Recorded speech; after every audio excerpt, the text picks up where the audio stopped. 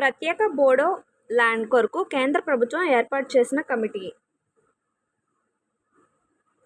Gopalakrishna Pillai committee. కొత్త జోగిని వద్దు అనే నినాదం ఇచ్చిన సంస్థ. నిసా. స్వతహాగా నృత్యకారిణి అయిన ఏ దివ్య జ్ఞాన సమాజం కార్యకర్త కృషి వల్ల సదిర్ నృత్యాన్ని సంస్కరించి దాన్ని భరతనాట్యంగా నామకరణం చేయడం జరిగింది. Rukmini అరుండేల్. Children right and you CRY అనే సంస్థ దేనికి సంబంధించినది? బాలల హక్కులు. జోగ్ అభిప్రాయం ప్రకారం గ్రామాలలో ఏ అంశాల వల్ల పట్టణం వైపు వలసలు వెళ్తున్నారు? ఏబిసి ఏంటంటే విద్య వైద్య సదుపాయం లేకపోవడం,